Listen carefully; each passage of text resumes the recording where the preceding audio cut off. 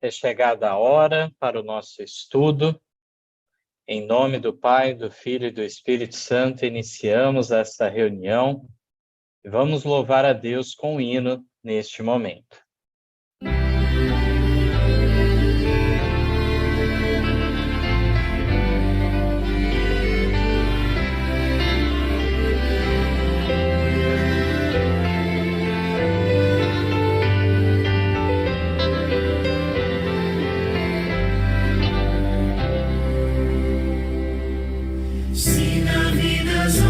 Agitadas são, se com desalento julgas tudo vão, contas muitas bênçãos, dizes de uma vez, hás de ver surpreso quanto Deus já fez. Contas bênçãos, conta quantas são, recebidas da divina mão. De uma vez, hás de ver surpreso quanto Deus já fez. Tens acaso mágoa que te faz chorar? É a cruz pesada que tens de levar. Quantas muitas bênçãos não duvidarás, e canção alegre os dias passarás.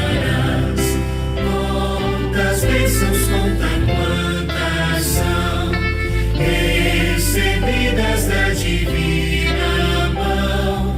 Uma, dizes de uma vez, hás de ver surpreso quanto Deus já fez. Quando vires outros com seu ouro e bens, lembra que tesouros prometidos tens. Nunca os bens da terra poderão comprar a mansão celeste em que tu vais morar. Quantas bênçãos, conta quantas são, recebidas da divina mão. Uma, dizes de uma vez, hás de ver surpreso quanto Deus já fez. Seja teu conflito fraco ou forte aqui, não te desanimes, cuida Deus de ti. Seu divino auxílio afastando o mal, vai te dar consolo sempre até o final. Quantas bênçãos, conta quantas são, recebidas da divina mão. Uma, dizes de uma vez, hás de ver surpreso quanto Deus já fez.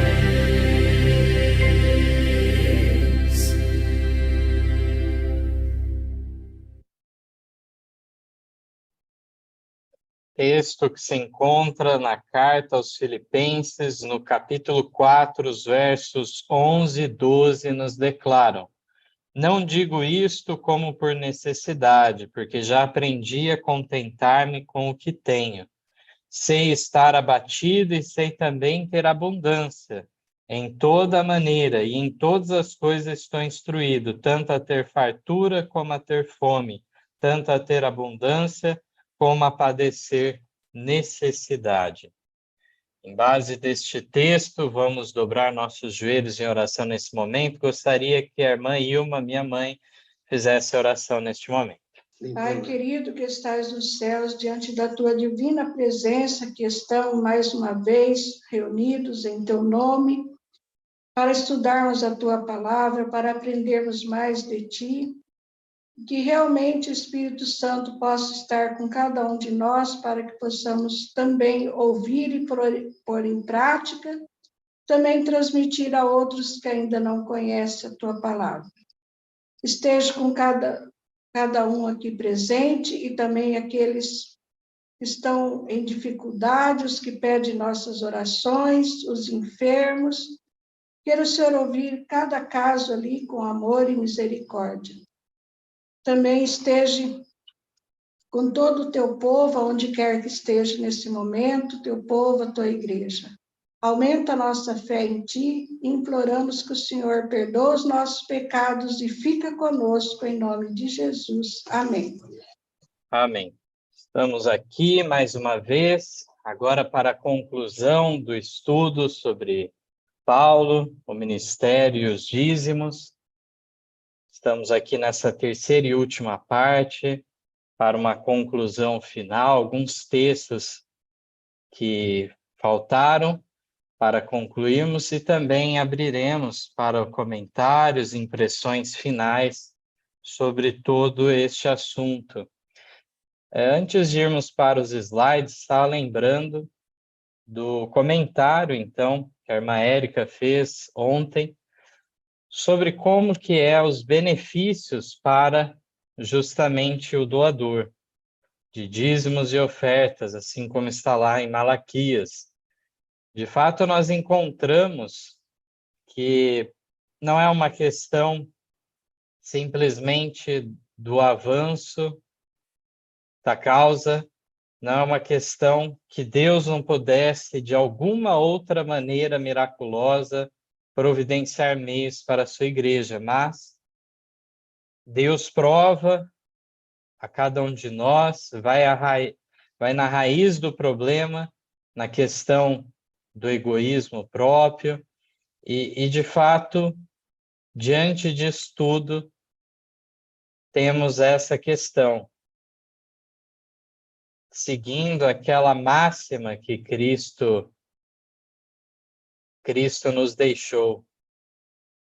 Justamente, então, como fiz menção até já na primeira parte, se não me engano, onde nos fala da questão de uma declaração de Jesus que não se encontra nos evangelhos, mas nos é deixado, então, no livro de Atos, lá no capítulo 20, o verso 35, que nos diz: mais bem-aventurada coisa é dar do que receber. Vamos para os slides, então, neste momento, que vão aparecer na tela, e os irmãos estarão acompanhando também. Ontem paramos neste texto, e o próximo texto vem nos dando mais alguns detalhes sobre o sacrifício de Paulo em favor do avançamento da causa. Diz assim: Paulo trabalhava algumas vezes dia e noite, não apenas para seu próprio sustento, mas para que pudesse ajudar a seus companheiros de trabalho. Repartia seu ganho com Lucas e auxiliava Timóteo.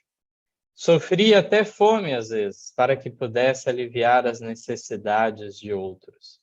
Lemos então lá em Filipenses algo nesse sentido, do contentamento que Paulo tinha, independentemente da situação mais promissora ou mais adversa naquele momento, abundância ou falta. Nós encontramos aqui Lucas e Timóteo, foram grandes companheiros de Paulo e ele repartia seu ganho com eles. Diz que sua vida era uma vida de abnegação. Ao final de seu ministério, na ocasião de sua despedida aos anciãos de Éfeso e Mileto, ele pôde erguer perante ele as suas mãos gastas do trabalho e dizer: de ninguém cobicei a prata, nem o ouro, nem o vestido, vós mesmos sabeis que para o que me era necessário a mim e aos que estão comigo, essas mãos me serviram. Tenho-vos mostrado em tudo que, trabalhando assim, é necessário auxiliar os enfermos e recordar as palavras do Senhor Jesus, que disse: mais bem-aventurada coisa é dar do que receber. Fiz menção também, quando lemos este texto de Atos 20, a obra médico-missionária se acha aqui representada nesse trecho em que Paulo fala de auxiliar os enfermos. O ministro que tem um conhecimento, um entendimento também prático de como auxiliar o próximo, no restabelecimento da saúde física, ele é um ministro mais completo nesse sentido. Se há pastores que sentem estar sofrendo dificuldades e privações na causa de Cristo, visitem em imaginação a tenda de trabalho de Paulo. Tenham em mente que enquanto este escolhido homem de Deus está modelando a lona, está trabalhando pelo pão a que tem justo direito por seus trabalhos como apóstolo. Então aqui fala para alguns pastores que de repente estão de alguma maneira insatisfeitos, visitarem em imaginação Paulo, então, no seu trabalho. Paulo sabia que os que negligenciam o trabalho físico logo se tornam debilitados.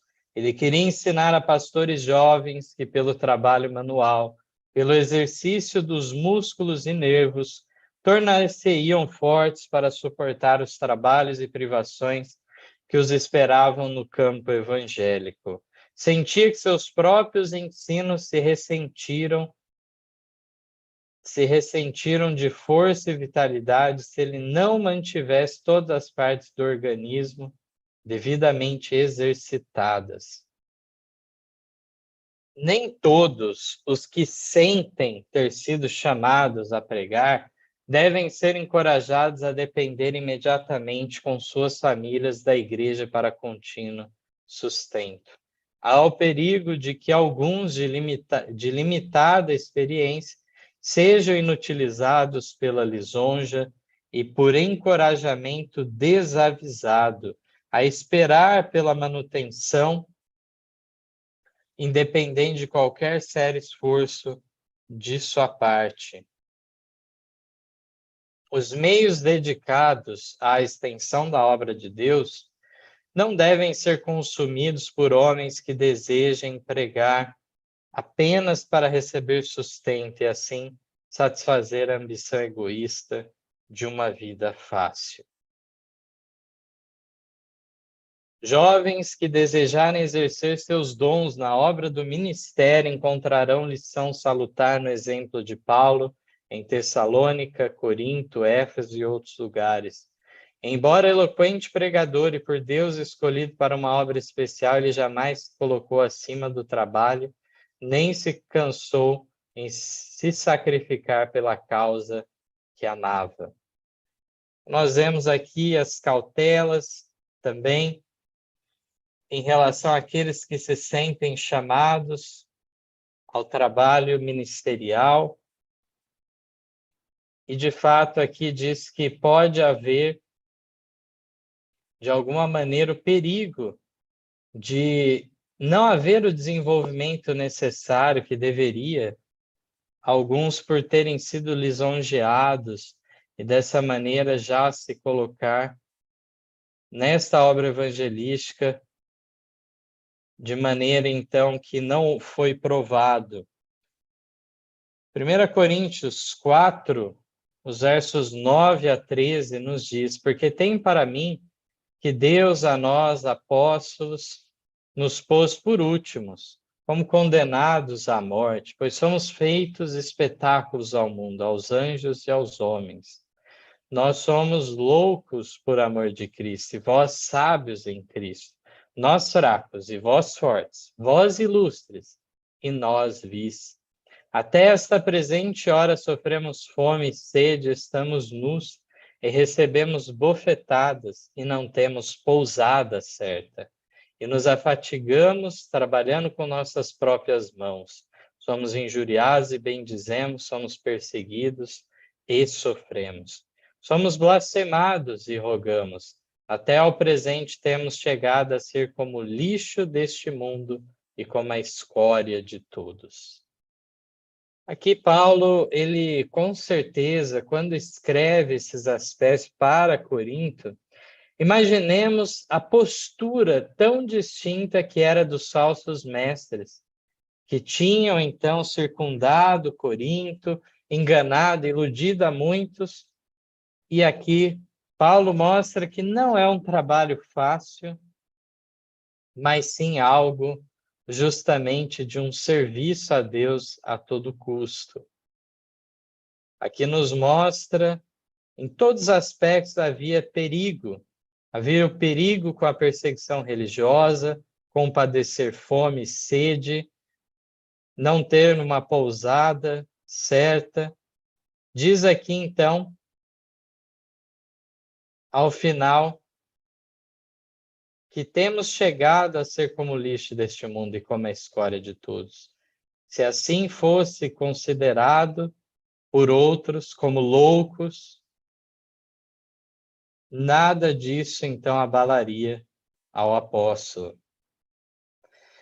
Sendo um dos maiores mestres humanos, Paulo alegremente executou os mais humildes, bem como os mais altos deveres. Quando em seu serviço pelo mestre as circunstâncias o requeriam, ele voluntariamente trabalhava em seu ofício. Contudo, estava sempre pronto a pôr de lado sua obra secular para enfrentar a oposição dos inimigos do Evangelho, ou aproveitar uma especial oportunidade de salvar almas para Jesus. Sua operosidade e zelo era uma reprovação à indolência e ao desejo de acomodação.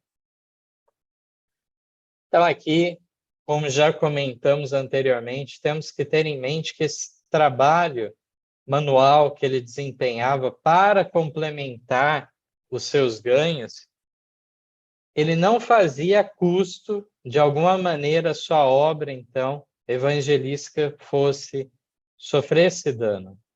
Mas ele estava lá como realmente, de maneira especial, um ministro do Evangelho, a pregar a judeus e gentios em cidades espalhadas por aquele mundo civilizado de então. Paulo deu um exemplo contra o sentimento que então ganhava influência na igreja, de que o evangelho só poderia ser pregado com êxito por aqueles que estivessem inteiramente libertos da necessidade de trabalho físico. Ele ilustrou de maneira prática o que podia ser feito por consagrados leigos em muitos lugares onde o povo não estava familiarizado com as verdades do evangelho. Sua atitude inspirou a muitos humildes trabalhadores o desejo de fazer o que lhes fosse possível para o avanço da causa de Deus, enquanto ao mesmo tempo se mantinham a si mesmos com o trabalho diário. Áquila e Priscila não foram chamados a dar todo o seu tempo ao ministério evangélico. Todavia, esses humildes obreiros foram usados por Deus para mostrar a Apolo mais perfeitamente o caminho da verdade. O Senhor emprega vários instrumentos para a realização de seu propósito, e enquanto alguns com talentos especiais são escolhidos para devotar todas as suas energias à tarefa de ensinar e pregar o Evangelho, muitos outros, sobre quem mãos humanas nunca foram postas em ordenação, são chamados a desempenhar importante parte na salvação de almas. Aqui muito profundo que temos nesta passagem, já estudamos algum tempo atrás em nossa lição de escola sabatina sobre Priscila, Áquila, Apolo, temos estudos sobre este tema. E claro, Paulo era um ministro ordenado, mas ele acabou deixando um exemplo também aos consagrados leigos, aqui diz. Aqueles que não terão condição de ficarem livres completamente do trabalho manual, de um trabalho, então, secular, mas que, mesmo assim, deverão se esforçar para fazer a sua parte na vinha do Senhor. Vamos lembrar que Paulo, então, para que não viesse a afetar de alguma maneira o seu ministério, ele até mesmo de dia e de noite, então, estava envolvido, seja no trabalho manual, seja no ministério, de maneira, então, atarefada. Aqui diz que Áquila e Priscila não foram chamados a dar todo o seu tempo ao ministério evangélico. Não era essa a missão, a vocação de Deus para eles. Nem por isso eram pessoas, então, com um conhecimento, entendimento inferior por conta disso, mas tiveram condição de orientar, ensinar o erudito Apolo, que era então um discípulo de João Batista, mas não tinha o conhecimento mais claro referente então a Jesus Cristo, sua morte, sua ressurreição e o derramamento do Espírito Santo, que já tinha ocorrido, vários pontos que Apolo não estava a par. E justamente Priscila e Áquila fizeram esse papel. Aqui diz que alguns com talentos especiais são escolhidos para devotar todas as suas energias à tarefa de ensinar e pregar o Evangelho. Mas há muitos, não alguns, muitos outros, que não são, então, o que? Ordenados para o ministério, não são impostas as mãos. Mas a igreja, então, deve ser um movimento, de fato. Deve haver não só atividade por parte de pastores e obreiros, mas de cada convertido, de modo que aquele que nasce no reino de Deus se torna realmente um missionário. Voluntário e abnegado servo de Deus que trabalha incansavelmente por palavra e doutrina leva sobre o coração um pesado fardo. Ele não mede sua obra pelas horas. Seu salário não tem influência em seu trabalho, nem se desvia ele de seu dever por causa de condições desfavoráveis.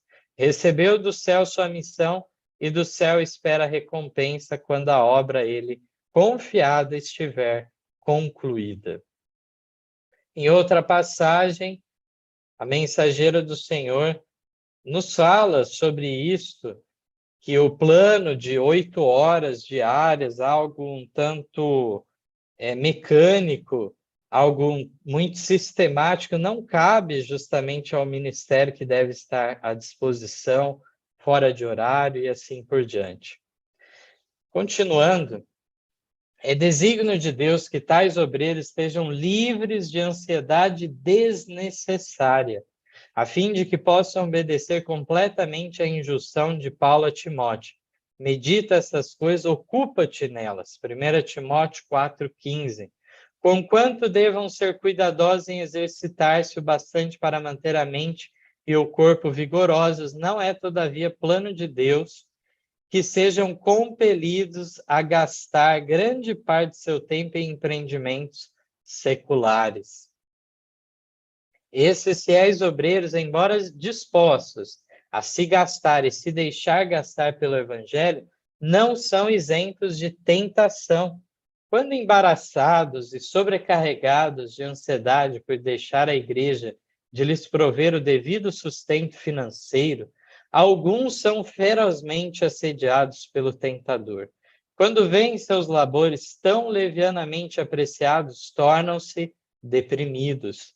De fato, eles aguardam o tempo do juízo para receber a legítima recompensa, e isto os anima. Contudo, suas famílias precisam de roupa e alimento. Se pudessem sentir libertos de sua missão divina, de bom grado trabalhariam com suas próprias mãos, mas eles sentem que seu tempo pertence a Deus, não obstante a curteza de vistas dos que deveriam prover-lhes suficientes fundos. Então, este texto fala um pouco sobre o dever que a igreja está encarregada de dar o devido sustento, para que isso não venha a trazer ansiedade, preocupação, que poderia, então, ficar livre disso tudo. Diz aqui que muitos, então, no trabalho acabam tendo essa tendência de se tornarem deprimidos. Aqui diz também, em relação a que não é uma questão de quererem fugir do trabalho secular, muitos até prefeririam, então, abandonar o ministério, deixar de lado, trabalhar, então, com suas próprias mãos para receberem uma remuneração e, dessa maneira, ficarem livres de certas preocupações, responsabilidades que lhes cabem. Mas diz que algo os impede. Eles não conseguem se sentir libertos de sua missão divina. e prossegue, então, a despeito de tudo. Quando os mensageiros de Deus reconhecerem suas responsabilidades em relação às partes necessitadas da vinha do Senhor, e no espírito do obreiro, por excelência, trabalharem incansavelmente para a conversão de almas, os anjos de Deus prepararão o caminho diante deles e os meios necessários para o avançamento da obra serão providos. Os que são esclarecidos darão livremente para sustentar a obra feita em benefício deles mesmos. Atenderão liberalmente a cada pedido de auxílio e o Espírito de Deus lhes moverá os corações para sustentar a causa do Senhor não somente nos campos nacionais, mas também nas regiões distantes. Assim virá fortaleza aos obreiros de outros lugares e a obra do Senhor avançará na maneira por ele designada. Então, realmente aqui nos diz da obra da providência de Deus em favor, que envia meios necessários, provê na hora certa também. Alguns que trabalharam no ministério deixaram de alcançar sucesso porque não deram interesse total à obra do Senhor. Não devem os pastores abrigar interesses ao lado da grande obra de levar almas ao Salvador. Os pescadores a quem Cristo chamou imediatamente deixaram suas redes e seguiram-no. Não podem os pastores fazer um trabalho aceitável para Deus e ao mesmo tempo levar o fardo de grandes empreendimentos de negócios pessoais. Tal divisão de interesse diminui-lhes a percepção espiritual. A mente e o coração são ocupados com coisas terrenas e o serviço de Cristo toma o segundo lugar. Procura ajustar sua obra para Deus pelas circunstâncias, em vez de ajustar as circunstâncias aos reclamos de Deus. Então, aqui existe um outro problema que é trazido, o interesse dividido. E neste caso, então, é algo incompatível que não pode ser seguido. Levar, então, à frente, ser um ministro e, ao mesmo tempo, levar adiante grandes empreendimentos de negócios pessoais, não cabe, então, como foi dito aqui. Acabará que as coisas terrenas tomarão a primazia. As energias do pastor são todas necessárias para seu alto chamado. Suas melhores faculdades pertencem a Deus. Não deve ele envolver-se em especulações ou em qualquer outro negócio que o desvie de sua grande obra. Ninguém que milita, escreveu Paulo, se embaraça com negócios desta vida a fim de agradar aquele que o alistou para a guerra. 2 Timóteo 2,4. Assim deu o apóstolo ênfase à necessidade do pastor se consagrar sem reservas ao serviço do mestre. O pastor que está integralmente consagrado a Deus recusa empenhar-se em negócios que poderiam impedi-lo de se dar inteiramente ao sagrado mistério.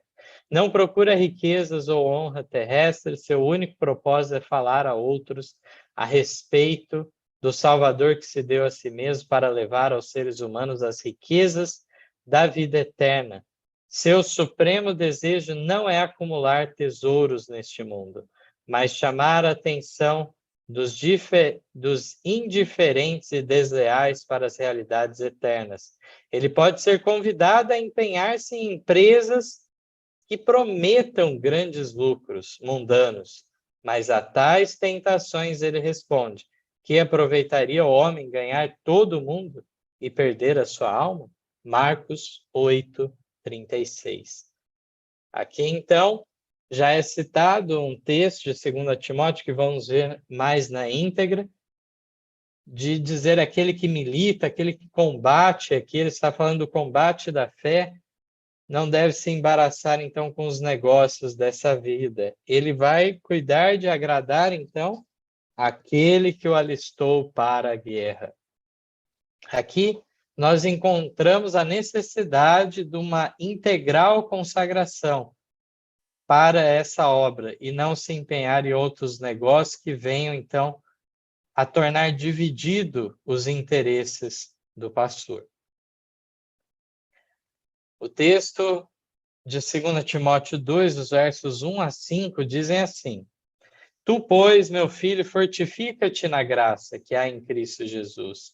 E o que de mim, entre muitas testemunhas, ouviste, confio a homens fiéis, que sejam idôneos para também ensinarem os outros. Sofre, pois, comigo as aflições como bom soldado de Jesus Cristo. Ninguém que milita se embaraça com negócios desta vida, a fim de agradar aquele que o alistou para a guerra. E se alguém também milita, não é coroado senão militar legitimamente.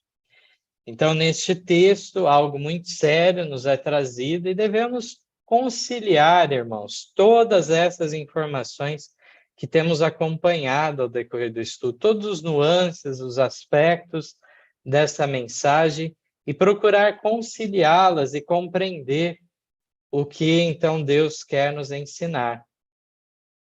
Aqui vemos esse convite de Paulo para Timóteo, se fortificar na graça que é em Cristo Jesus, e diz que ele justamente deveria confiar essa mesma mensagem a outros também, homens fiéis, que sejam idôneos para também ensinarem a outros.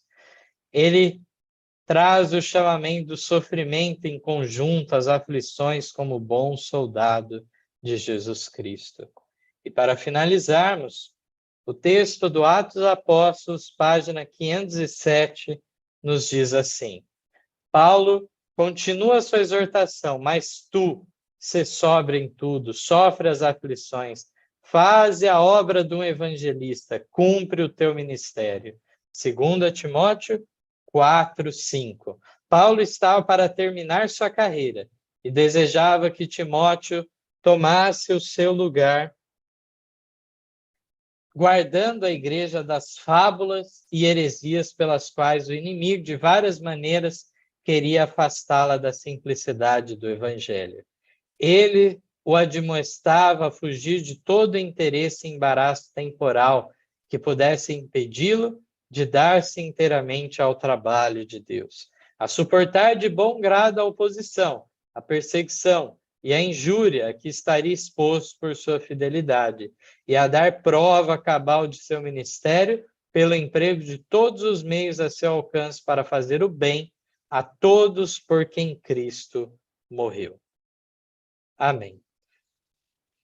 Maravilhoso texto, que realmente o exemplo deixado pela igreja primitiva venha nos impressionar, impressione a cada um de nós, aquilo que cabe a nós, possamos então levar adiante a mensagem do Evangelho para a conclusão da obra. Lá, eles deram início a essa obra do Evangelho, e cabe a nós a conclusão desta mesma obra, trazendo orientações especiais referentes aos últimos dias, como costumamos chamar, a verdade presente deve ser anunciada, mensagens solenes para os últimos dias, advertências para um mundo que está prestes a perecer.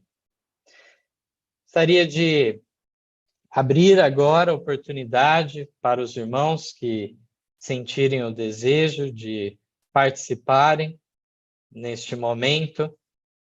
Ontem, inclusive, meu pai ia ter uma participação no final da reunião e acabou tendo uma queda lá da conexão e realmente não teve como ter essa finalização. Mas teria mais alguém, além do meu pai, antes para comentar algo, se houver? Passo então a palavra para o irmão Orlando. Que a graça de Jesus, nosso Salvador e Pai eterno, seja com todos nessa noite e sempre em nossas vidas. Lamentavelmente, ontem não foi possível, devido ao que o Mateus já explicou, e aí ficou algo para trás, mas era algo rápido, que seria um assunto importante, né, com relação à igreja, né, a Congregação Cristã do Brasil. Então, esse povo, muito fiel na luz que eles têm, né, eles entendem que Paulo não recebia salário, né? Mas isso é só uma parte da história de Paulo, conforme nós lemos e conforme nós vimos nesses 3 estudos. Vamos lembrar que teve sexta-noite, sábado à tarde e hoje, né? E aí, então, lá em 2 Coríntios 11 e 2 Coríntios 12, fica claro, então, que em alguns lugares ele não recebeu o salário dos dízimos, mas em outros lugares ele recebeu. E aí o estudo mostra o motivo por que ele não fez isso, principalmente em Corinto.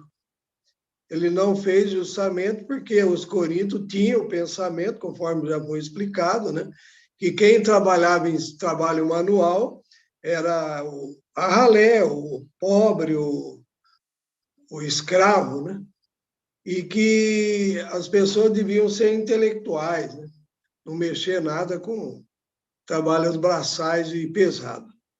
E aí Paulo, então, pega e dá uma lição para eles, mas foi 2 lições. Uma, havia um pensamento ali que quem era pregador do evangelho, ficava fazendo isso daí, era com interesse de ganhar dinheiro. Até hoje tem esse pensamento. E o segundo era isso que nós acabamos de falar, a questão de ganhar do ministério, e, ao mesmo tempo, ele não quis fazer isso, para mostrar para eles que não dependia desse assunto, né, desse trabalho, dos dízimos, mas ele disse que em outros lugares ele recebeu. E eu queria aproveitar os momentos em que estamos aqui também para tratar de um outro tópico que entrou na reunião de ontem, em relação a se Paulo seria, então, um representante aí dos ministros de sustento próprio. Nós vemos já, então, que realmente não coincide com a realidade isso. Vamos lembrar que Paulo não era o ministro por conta própria, ele recebeu a imposição de mãos da igreja. Ele, enquanto está nesses lugares o qual ele recusou o dízimo, como nós vimos, ele estava aceitando que dízimos de outras localidades de irmãos, então, de Filipos, por exemplo. Então, todos esses aspectos são interessantes de nós vermos. E eu queria falar sobre alguns textos a mais. Ontem não tínhamos muito tempo, e eu li apenas um dos textos, mas na lição Grupos Escuros, que estudaremos na lição 17 desse semestre, lá no final de outubro, nós temos algumas coisas sobre esse tema, da importância de não ficarmos contra a organização da igreja. Está se tornando comum tais ideias em nossos dias, o individualismo tem se sobrepujado cada vez mais. Esse texto se encontra no 9º Testemunho para a Igreja, na página 257, nos traz então algo sobre isto. O mundo está cheio de lutas pela supremacia, o espírito de afastamento de companheiros na obra, o espírito de desorganização está no próprio ar que respiramos. Para alguns, todos os esforços para estabelecer ordem são considerados perigosos, como se fosse uma restrição da liberdade individual, devendo, pois, ser temidos como sistema papal. Essas pessoas iludidas consideram virtude jactar-se de sua liberdade de pensar e agir independentemente. Declaram que não aceitam a opinião de homem algum, que não são responsáveis para com homem nenhum. Fui instruída de que Satanás se esforça especialmente para levar homens a julgar que Deus se agrada de que escolham seu próprio modo de proceder independentemente do conselho de seus irmãos. Então, comentei ontem sobre o sistema congregacional de igrejas, a questão de uma igreja local ter plena autonomia, não haver nenhum outro tipo de prestação de contas para outro nível organizacional e os perigos que isso representa. Nós vemos aqui que muitos vão falar contra o estabelecimento da ordem, falando que isso vai tirar a liberdade individual, que isso é papismo e tudo mais. E aqui, Ellen White diz o que essas pessoas estão iludidas.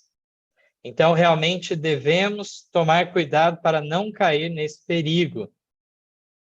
Continua o texto dizendo o seguinte: aí reside um grave perigo para a prosperidade de nossa obra. Precisamos agir discretamente, em harmonia com o juízo de conselheiros tementes a Deus, pois unicamente nesse procedimento residem nossa segurança e força. De outro modo, Deus não pode trabalhar conosco por meio de nós em nosso favor. Como Satanás se regozijaria se alcançasse êxito em seus esforços de penetrar no meio deste povo e desorganizar a obra num tempo em que a organização integral é essencial e constitui a maior força para evitar os levantes espúrios e refutar pretensões não abonadas pela palavra de Deus. Precisamos manter as fileiras uniformemente para que não haja quebra do sistema de organização e ordem, o qual for erguido por meio de sábio, cuidadoso labor. Não se deva dar autonomia a desordeiros que desejem controlar a obra neste tempo. E lemos já no dia de ontem sobre essa ideia de alguns falam, não, era assim realmente, mas agora estamos no fim do tempo, não precisa, cada um agirá independente de qualquer organização religiosa. E aqui o texto diz que não é isso. Deus não aprova tal postura.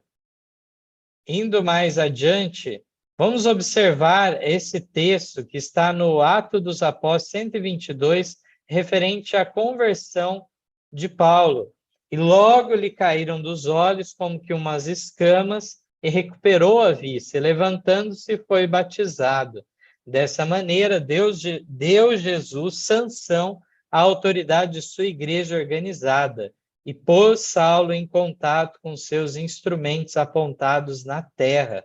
Cristo tinha agora uma igreja como sua representante na terra, e a ela pertencia a obra de dirigir os pecadores arrependidos no caminho da vida. Muitos têm a ideia de que são responsáveis somente a Cristo, pela luz e experiência que possuem, independentemente de seus reconhecidos seguidores na terra. Jesus é o amigo dos pecadores e seu coração se confrange por seu infortúnio.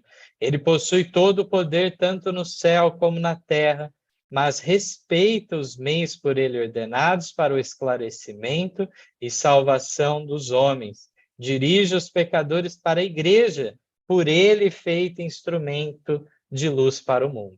Então fica muito claro que a igreja é um instrumento, é um meio para levar as pessoas a Deus. Aqui diz que muitos acham que só são responsáveis diante de Cristo e mais ninguém. Nós já até, inclusive, estudamos esses tempos atrás sobre os partidos que havia lá em Corinto, alguns apoiando Apolo, outros a Pedro, outros Paulo, cada um falando que um era mais superior que o outro. Graças a Deus não havia essa rivalidade entre os apóstolos, e eles não deram estímulo a isso. Se portaram de maneira correta. Isso era algo apenas entre aquelas pessoas que queriam agir como torcida. E diz que alguns se diziam do partido de Cristo.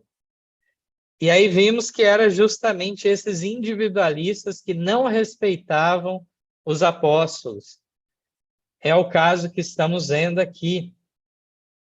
Conclui dizendo ainda o texto da 122, que quando em meio ao seu erro cego, e cego preconceito, Saulo recebeu uma revelação de Cristo a quem estava perseguindo, foi ele colocado em comunicação direta com a igreja, a qual é a luz do mundo. E temos aqui ainda o texto do Atos dos Apóstolos, página 28 também, que nos fala: todos os que crerem devem ser congregados numa única igreja. E finalizando este tópico, temos este texto do Atos dos Apóstolos, que faz referência a Atos 15, que comentei ontem, falando daquele concílio geral que houve. Diz que a ordem que foi mantida na primitiva igreja cristã possibilitou-lhes avançarem firmemente como bem disciplinado exército, vestido como a armadura de Deus. Os grupos de crentes, se bem que espalhados em um grande território, eram todos membros de um só corpo. Todos se moviam em concerto, em harmonia, uns com os outros.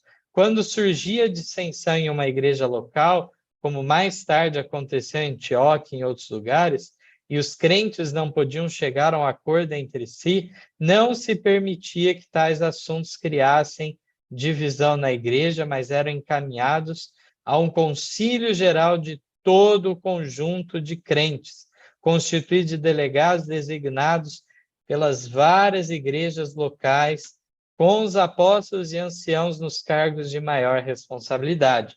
Assim, os esforços de Satanás para atacar a igreja nos lugares isolados foram contidos pela ação concorde por parte de todos, e os planos do inimigo para esfacelar e destruir foram subvertidos. Atos dos Apóstolos, página 95, 96. Encontramos aqui essa realidade dos vários campos unidos, de maneira que fosse uma só a doutrina, uma só a prática em todos os lugares. Maravilhoso, então, esses textos que vêm nos esclarecer sobre esses assuntos. Não nos deixam em dúvida, mas tornam, então, claro todos esses pontos. De um lado, Ellen White também escreve lá no Fundamentos da Educação Cristã que alguns se baseiam só no formalismo, querem que apenas a engrenagem, o mecanismo funcione independente da vitalidade vinda do Espírito. São apenas pensam no aspecto administrativo e tiram da equação ao poder sobrenatural. Mas isso não nos deve levar para o outro extremo de achar, então, que a liberdade envolve, então, algo que cada um por si. Realmente, as pessoas devem ter a liberdade para escolherem a que igreja, a que religião elas vão pertencer. E uma vez que tornam-se membro daquele corpo, devem respeitar esta autoridade. Se esta autoridade ela se torna corrompida, deve haver uma modificação, ver se um remanescente não saiu deste grupo já. Muitas vezes falta o estudo da história, ver em que momento anterior já ocorreu, muitas vezes, uma saída. Nós vemos lá, a Bíblia fala de tempo de visitação. Os judeus que vieram nas gerações subsequentes à vinda de Cristo deveriam estudar o passado e ver o que tinha acontecido já naquela época e a rejeição final daquele ministério. E assim, sucessivamente, também acontece dentro do cristianismo, dentro do protestantismo e mesmo dentro do adventismo. Em relação a tudo isso que estou comentando, é importante nós lembrarmos também da importância do batismo efetuado por pessoas, então, que foram impostas as mãos pela igreja, a pessoa, então, fazer parte deste corpo, a tomar parte na Santa Ceia, assim como foi deixada por Cristo, essa celebração solene, também a questão da devolução dos dízimos para o sustento de um ministério. E essa devolução se dá não diretamente ao pastor, mas sim a devolução é a casa do tesouro. Deve haver uma administração desse dinheiro e depois a distribuição para os ministros. Então, quando se parte para a questão de dar apoio a certos ministérios independentes que não querem se dizer igrejas e, ao mesmo tempo, querem ter uma autonomia de ação plena, uma contradição de termos. Esses, então, deveriam tomar uma posição de serem uma outra igreja, então, mas se recusam a isso. Mas, ao mesmo tempo, querem certas vantagens, tal como seria no caso de ser uma igreja e receber dízimos e ofertas. Um líder destacado, muitas vezes, diretamente responsável sobre isso.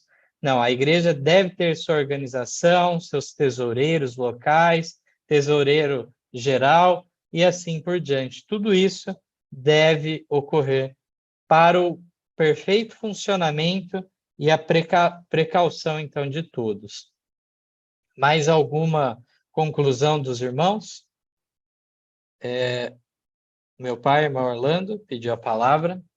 Bom, o tema de hoje, fechamento, o Espírito Santo trabalhou, foi maravilhoso. Esse assunto dos grupos independentes e como que é chamado, você falou um outro nome aí. Sustento próprio. Tem um provérbio que diz assim, não da Bíblia, né? O feitiço pode virar contra o feiticeiro. Então, esses grupos que estão saindo da Igreja Adventista e, ao mesmo tempo, não estão saindo, eles ficam com um pé lá e outro fora. Aí eles recebem o batismo de lá, Santa Ceia de lá, e, ao mesmo tempo, não se manifesta que é uma outra igreja. Aí eles ficam se gloriando, vangloriando, que por causa da luz que eles têm e descobriram, alguns estão sendo excluídos. Então, eles estão entrando em contradição. Estão sendo excluídos, se vangloriam dessa maneira, e aí, então, eles são uma outra igreja. Só que o feitiço vai virar contra o feiticeiro a hora que eles tiverem uma igreja organizada e aí eles começarem a levar para a cabeça esses textos aqui que nós acabamos de ler, daqueles que são independentes. E aí, como é que eles vão encarar a situação?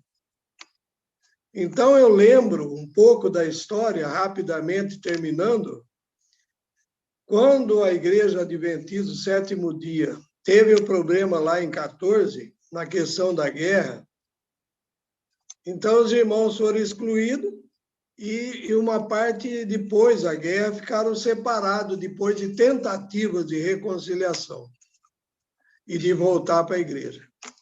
Então, eles formaram outro movimento, em 1925, registrado e tal e tal. Aí, o que aconteceu? A Igreja Adventista lia esses textos para eles. E quando nós somos excluídos também desses ministérios, dignamente, por causa de mensagem pura e solene, eles liam esses textos para nós também. Esses que se dizem lá de 14, ou de 51, seja lá o que for.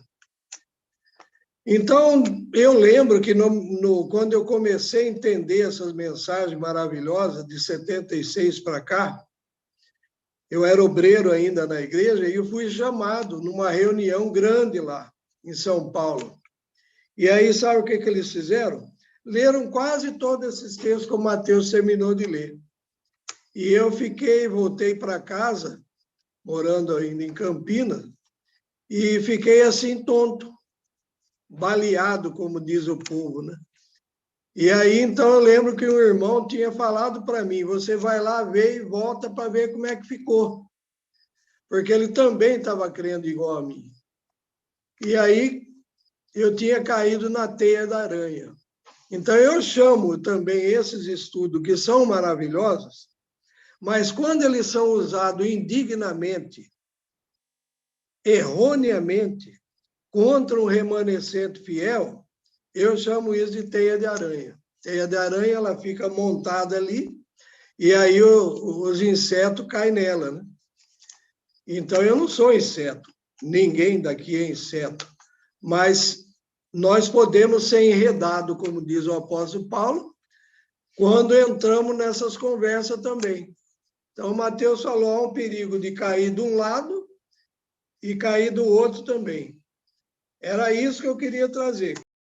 Gostaria de repercutir agora as mensagens que nos chegaram no decorrer da reunião.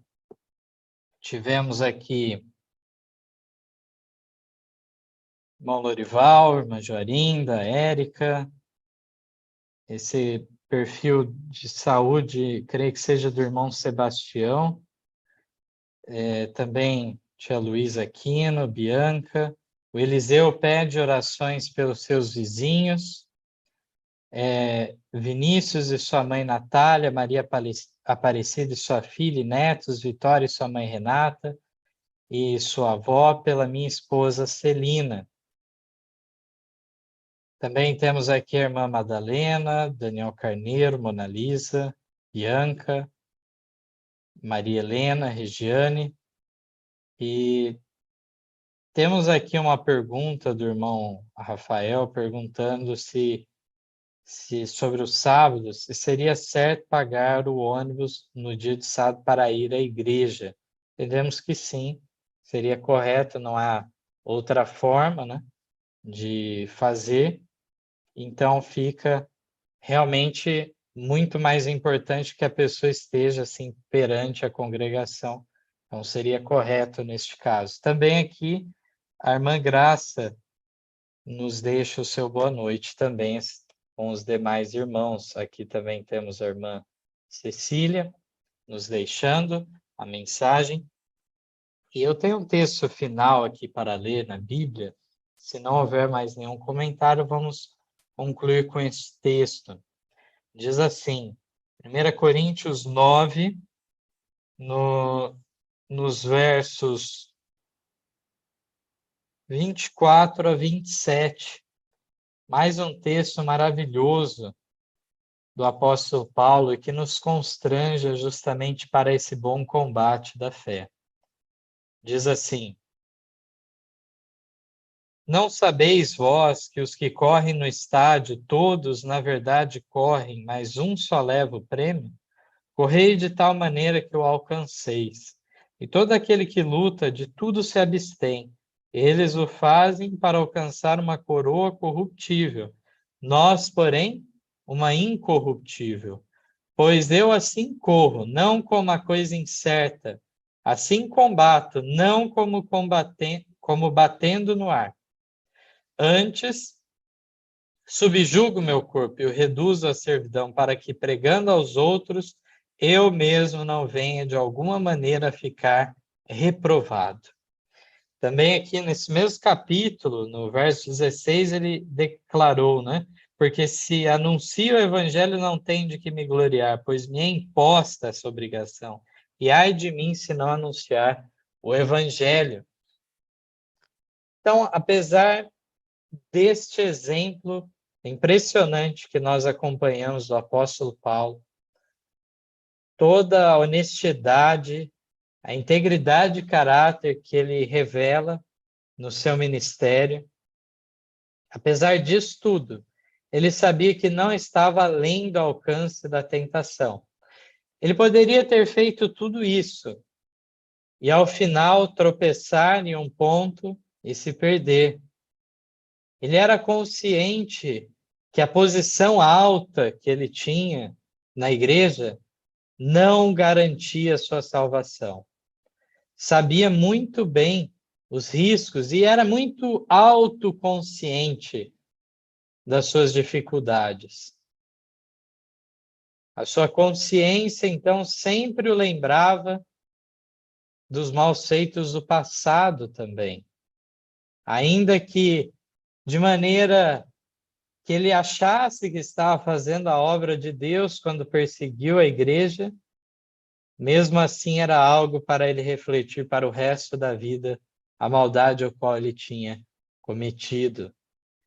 E diante de todas as lições que extraímos ao decorrer deste final de semana, possamos então realmente aumentar nossa fé em Cristo Jesus e nesse processo de santificação cada vez mais abandonarmos, afastarmos para longe o orgulho próprio, o egoísmo e realmente aprender com Cristo e com o exemplo também de heróis da fé do passado, entendermos então o caminho da abnegação, da generosidade. Vamos concluir com mais um louvor a Deus.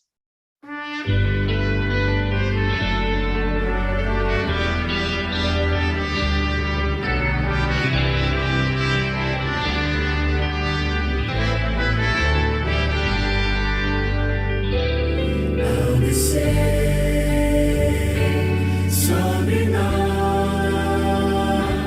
o poder do Santo Espírito de Deus, nosso ser, nossa voz,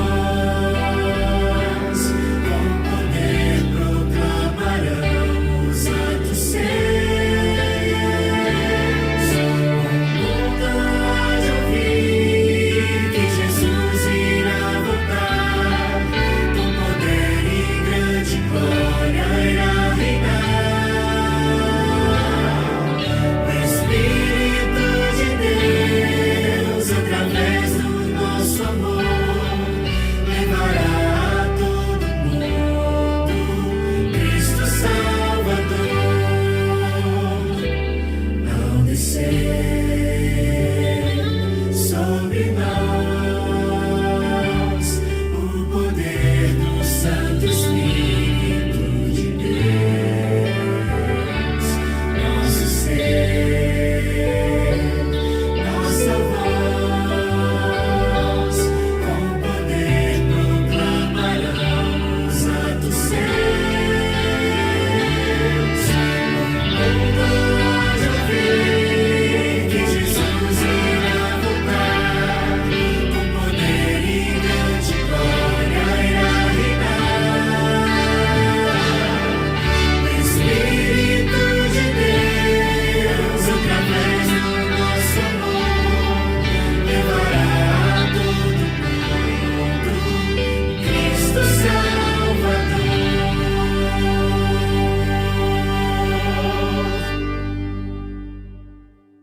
Vamos em oração, irmã Suelen, por gentileza.